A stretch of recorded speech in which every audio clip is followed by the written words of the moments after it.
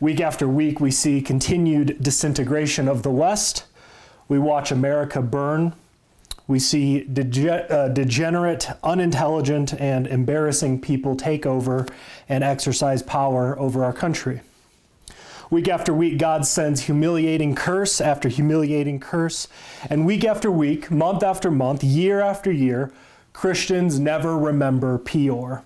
Christians have forgotten the lessons of Peor. What is Peor? What happened at Peor?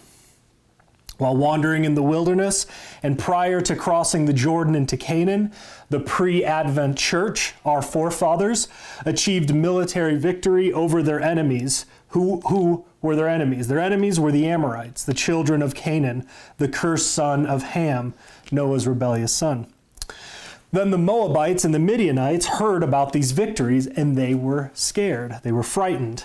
They were terrified, and they were saying things like, "These people are going to eat us up like the ox eats the grass of the field." Who were the Moabites and the Midianites? The Moabites were the children of Lot's drunken incest, and the Midianites were the disinherited children of Abraham's concubine Keturah. So these disinherited children were terrified of the people of God, of the children of God. Terrified, why? Because of their strength. They were terrified of their power. They could see that God's people had power over their enemies. And they were afraid. Not something we see much today of the church's enemies, right? We don't really put fear into our enemies. They're not scared when they see us. We take pride in the fact that we are laughed at and mocked and not taken seriously. And there's a place for that when we're being faithful, but we're not a faithful people. We disguise our captivity in language of persecution. We disguise our retribution in applause. Can you imagine the Jews complaining to Babylonians in 587 BC, "I have a constitutional right to worship here." Or saying to Nebuchadnezzar, "Tyranny is stupid," while they're being taken away in chains.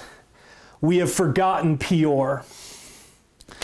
The enemies of God, the Midianites and the Moabites, they attempt to get a wizard named Balaam to curse God's people, but he couldn't do it.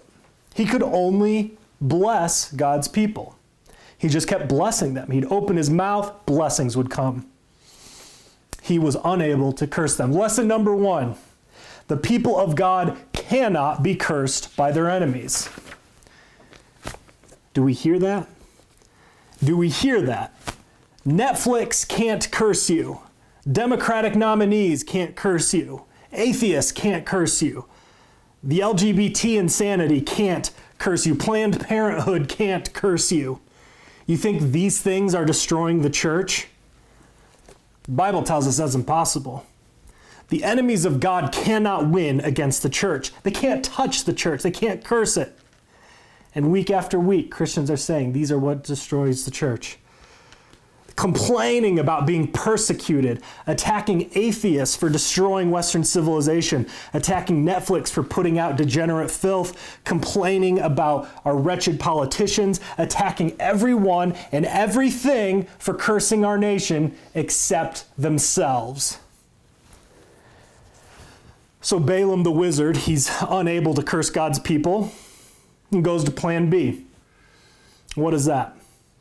He counsels Balak, the king of Moab, to tempt the Israelites into fornication and idolatry.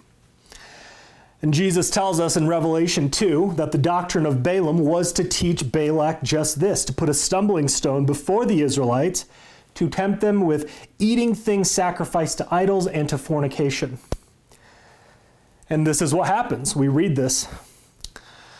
A son of an Israelite pastor, a PK, a preacher's kid, he sleeps with the daughter of a prominent Midianite while sacrificing to their gods, having communion with their gods. Just like our Christian sons today, not much has really changed. Nothing new under the sun. And what happens? Plagues. Plagues come.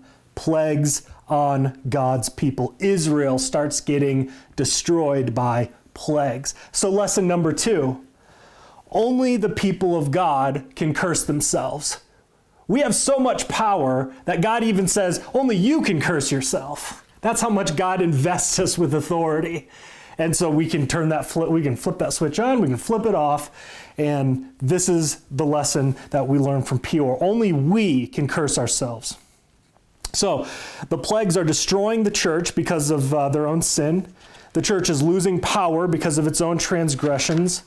And Moses and everyone else is standing around the entrance to the church building crying, like Christians today. How many times have you heard pastors say, I'm pleading with you with tears in my eyes? But Phinehas doesn't stand around crying. He actually does something about the sin in the camp. Phinehas kills his brother, his Israelite brother, and the Midianite he was committing harlotry with. And what happens? The plague goes away. The plague dissipates. The curse is lifted. So lesson number 3, destroying sin in the camp removes the curse. Israel didn't mobilize against Balaam, against Balak, and the Midianites and the Moabites. Phinehas, he doesn't hold a prayer meeting that God would take the plague away. Phinehas actually did something. He didn't cry with everybody else who was crying. He didn't hold a prayer meeting. He actually did something, which is what we do not do now. We never do anything. Phinehas removed the sinners from the camp. It comes down to that. And we simply don't understand and we don't apply this in any meaningful sense now because we have forgotten the lessons of Peor. And those lessons, again, number 1, the people of God cannot be cursed by their enemies. Number 2, only the people of God can curse themselves. And number 3, destroying sin in the camp removes those curses. After this event in Numbers, this Phinehas event, it's pretty amazing. We have several chapters of God basically reinitiating the people into how to worship him. It's, I want you to worship me like this, chapter after chapter after chapter. And then, after that, then God sends them out to go kill Balak and Balaam and the Midianites and the Moabites. It's pretty amazing. And the Israelites make more bonehead decisions because they go and they kill all of them. And then they bring those women back to the camp as like spoils of war. And Moses is like, what are you doing? These are the women that tempted you to harlotry and idolatry. And they kill every single woman who had known a man, but they keep the virgins. And I think they kill all the children too. Except for the girls. I think it's something like that. So they kill the boys and they kill all the women who weren't virgins. So we're unwilling to do this. We don't believe the Bible has anything significant to speak to us about our political situations, about the fall of American society. We don't think these things actually matter. But God has taught us these things because we run the world. We reign with Christ right now. We are rulers with Christ at the right hand of the Father, united to him, ruling over heaven and earth with him, and we have the power to rule. And we've been invested with this authority.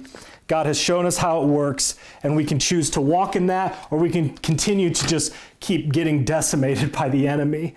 But it's all right here. Western civilization was built through Christians by the hand of God. Western civilization is being ruined through Christians by the hand of God.